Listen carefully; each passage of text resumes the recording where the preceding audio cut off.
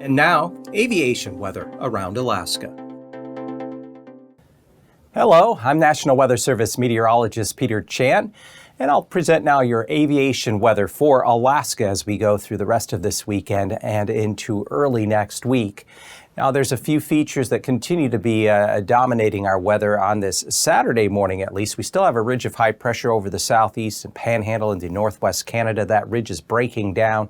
Will not be as strong as it has been over the past 10 days to 2 weeks. Out to the west, there's an area of low pressure in the central Bering that will slowly drift north-northeastward, pull back to the north and west into the Gulf of Anadyr.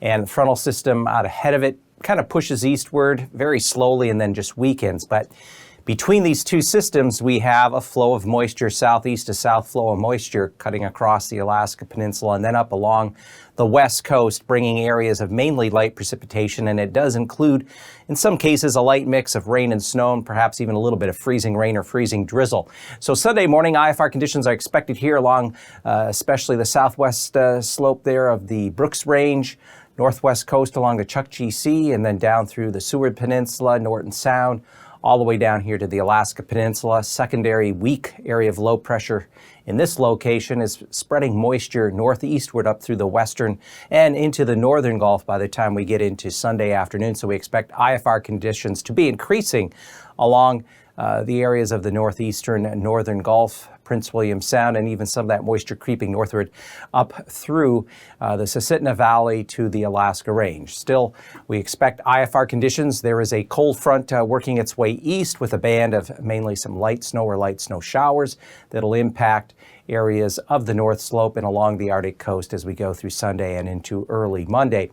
And by Monday morning, we find IFR conditions here along the North Slope and especially just along the north side of the Brooks Range, down through the Bering Strait into the southwest interior, IFR conditions, and then IFR conditions persist across areas of the Gulf Coast and Gulf, and also pushing down even into areas of the outer Panhandle coast. And by Monday afternoon, things kind of fragment a bit, at least the lower ceilings.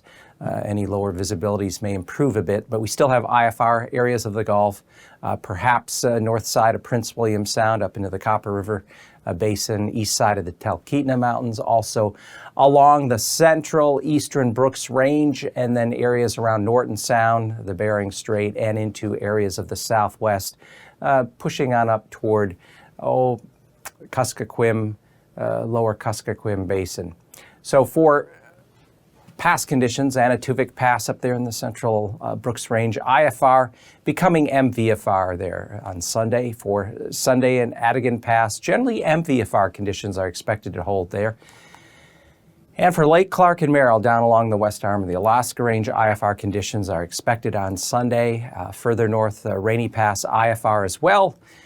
Windy Pass, generally MVFR through the pass itself, but we do expect IFR conditions there just along south of the south entrance as that moisture creeps northeastward. Isabel Pass, VFR becoming MVFR on Sunday. Mentasta Pass should hold on to VFR conditions during the day Sunday, and then further south and west, Tanita Pass. Generally, MVFR conditions are expected. Portage Pass, we're looking at pretty solid IFR conditions, especially mid-pass through the east entrance and out into Prince William Sound. And then finally, Chilkoot and White, way up there in the corner there of the northern panhandle. VFR conditions should hold, but the further south you fly, you'll likely encounter MVFR conditions. So looking at freezing levels, this big warm ridge of high pressure starting to shift southeastward and de-amplify, not quite as strong certainly as the past week, but we have freezing levels aloft at 10,000 feet over the Panhandle, Haida Gwaii.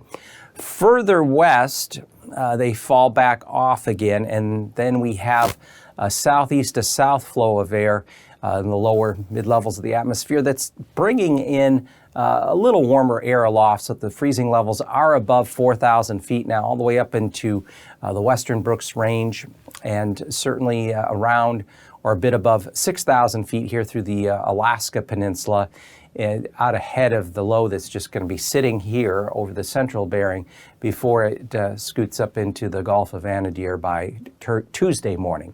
So looking at the threat for icing, there is the potential for icing Kamishak Bay, we encounter the higher terrain being forced up by the east-southeast wind flow.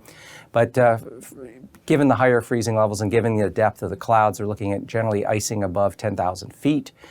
Areas of the southwest coast above 8,000 feet, and then back out here towards St. Lawrence and the Seward Peninsula generally above 6,000 feet, and an area out over the central Bering beneath that area of low pressure above 5,000 feet. And I would actually extend some isolated moderate icing potential through the North Slope and Arctic coast because of that cold front on Sunday, working its way eastward with a band of light snow showers or areas of light snow. Upper level jet stream winds, you can clearly see the circulation around a well-defined upper level high pressure centered near and just southeast of Haida Gwaii. And then back to the west, we have the low that's situated here in the central Bering with a belt of winds there across the eastern Bering. We bring it down to 700 millibars or 9,000 feet. Pretty good south-southwest flow of 45 to 55 knots coming into the northern panhandle, northeastern Gulf Coast.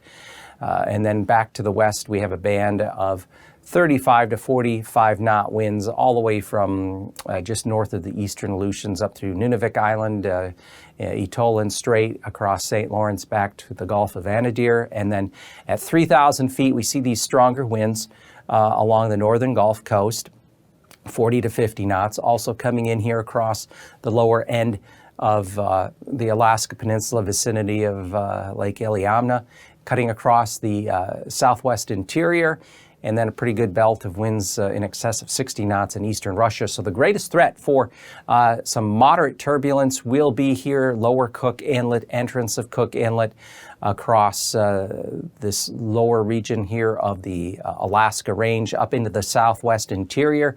Surface to 6,000 feet there at the entrance of Cook Inlet, surface to 4,000 feet further inland, and back up across areas of Norton Sound into St. Lawrence Island. Also some isolated moderate turbulence possible in the far western Aleutians, surface to 3,000 feet.